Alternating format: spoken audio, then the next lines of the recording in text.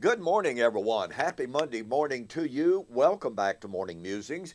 My name is Don K. Preston. I am the president of Preterist Research Institute of Ardmore, Oklahoma. Now, before we get into our study of the Olivet Discourse this morning, I'm thrilled absolutely to death to share with you that my brand new book, The Death of Adam, The Life of Christ, is finally ready.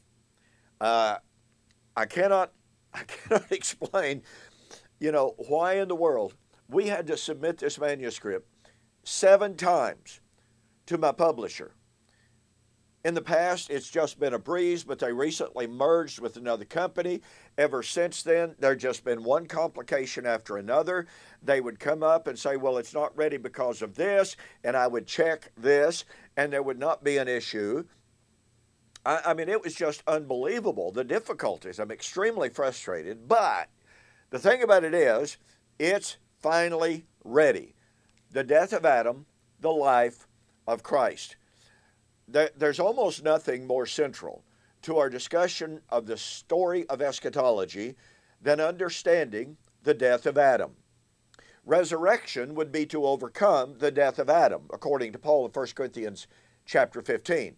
As in Adam all men die, even so in Christ shall all be made alive. And so when we determine the nature, the identity of the death of Adam, we have therefore determined the nature of the resurrection life in Jesus Christ. And the greatest, fundamental, foundational, false presuppositions is that the life that was lost in Adam was physical life. Therefore, there must be a physical resurrection. I'm not aware of another book that approaches this entire issue like I do in this book. And I've got to hurry here, okay? The book will regularly be $19.95 plus $4.95 shipping for the introductory special for September and October, okay? September and October 2019, total delivered price will be $17.95. But I want you to make sure that you make mention when you order the book to say you saw the offer on YouTube or Facebook. So we'll have a banner up. Alan Morton will have a banner up on my website, donkpreston.com, BibleProphecy.com, and you can just click on that and it will take you right through how to pay on PayPal. Right now, it's not on my website, all right? But I'm just absolutely thrilled that it's finally, the book's been written for a good long while. It was just the technical difficulty that we had with the publisher and with the changes that they've made that caused all sorts of nightmares. Now, one other thing before I get into the study. If you happen to have tried to be reaching me via email over the last week or so, but you haven't heard from me, then you need to know. Point number one, my email server was completely down for 3 days. I mean, I could not log on, period. I had to spend over an hour on the phone with the tech support from my email provider, which is my cable provider as well, but nonetheless, I had to spend over an hour with them in order to finally get it worked out. Immediately following that, well, period of a couple of days perhaps, I went out of state. When I went out of state, I wasn't planning on staying out of state. I didn't take my computer. I didn't take anything, basically, but I wound up staying 3 days out of state. Didn't have my laptop, so I couldn't log on, couldn't check my emails, couldn't engage in any correspondence, and I most assuredly wasn't about to log on to my email using the hotel's server. So if you sent me an email, okay, and you haven't heard from me, maybe in a week and a half, then don't think I'm ignoring you. There have just been these technical difficulties, and then being out of state completely. I went through withdrawal because I couldn't get on the internet while I was gone. Wow, My wife asked me on the phone one night, she said, well, how are you doing without your computer? And I said, I don't know what to do with myself. I'm completely, totally lost. I'm going through withdrawal. Well, anyway, I just wanted to let you know that if you've tried to get a hold of me over the last week, week and a half or so, with the exception of one very small window after we got my service back online, and then I had it again for a day or two, but by then I was so behind I didn't know what to do, and then being gone, pardon me, that's the reason you haven't heard from me. I am now so far behind in correspondence, it'll take me a while to get caught up. So please be patient with me. If you have sent me an email, if you haven't heard from me, pardon me, as soon as I get through doing my morning news and filmings this morning, I'm going to be jumping online. I'm going to be trying to get caught up doing some correspondence. So please be patient with me. I'm doing the very best that I can. Obviously, my voice is not doing well. All right. We are continuing our study of the Olivet Discourse. We're looking now we've looked at the topic of the abomination of desolation. Listen, please don't forget, whatever the abomination of desolation was, and yes, was, it was something that was to be focused in the land of Israel. It was something that was to be placed in the land of Israel, in the city, perhaps in the temple. But the point of fact is, it's not something related to America. It's not something related to Russia or to China.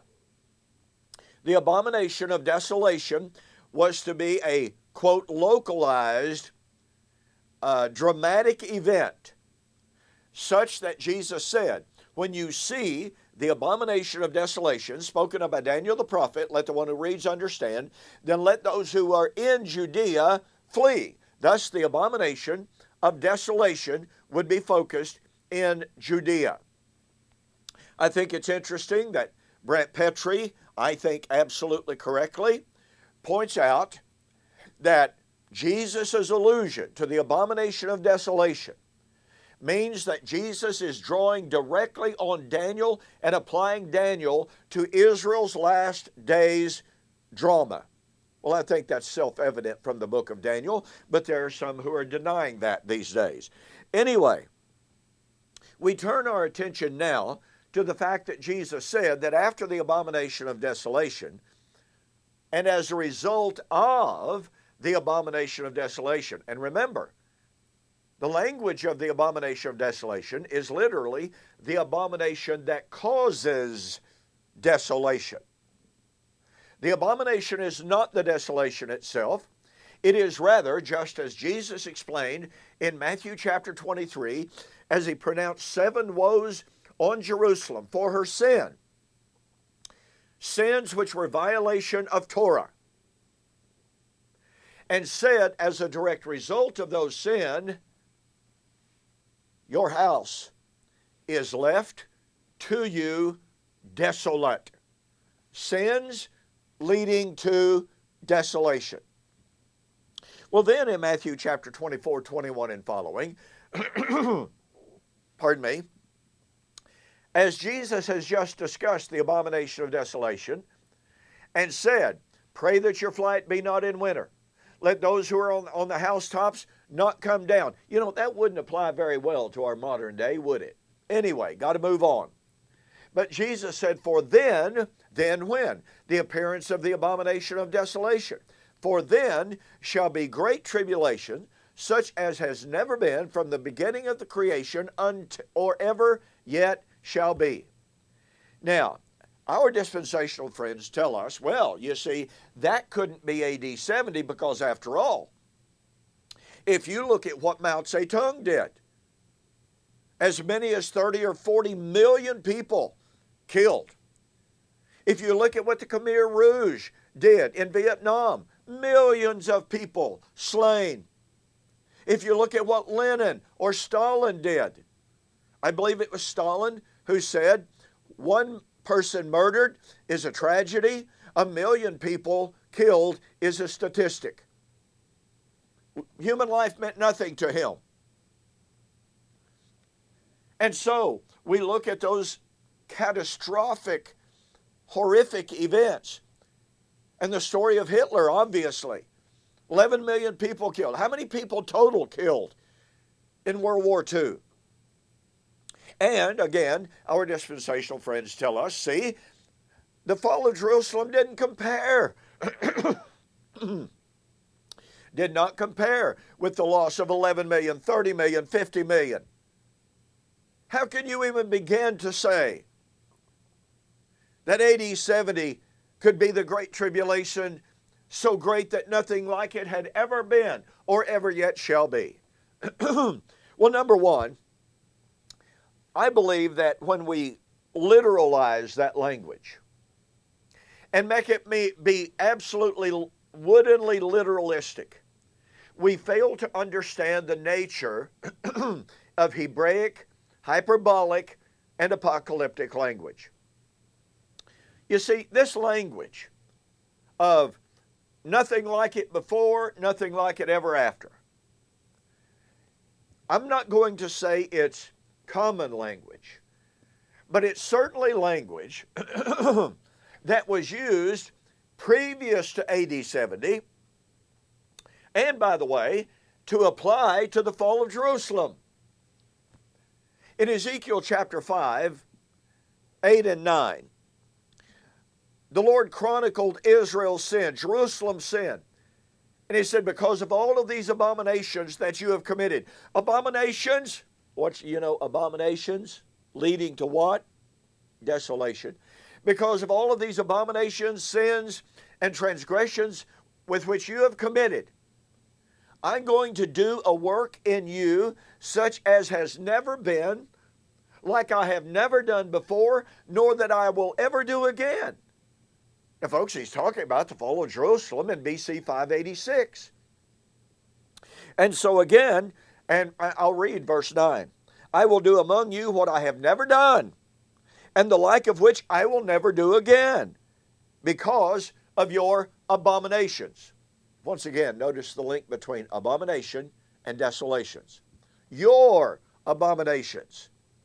Not pagan abominations. In fact, he contrasts Israel's abominations with the foreign nations here.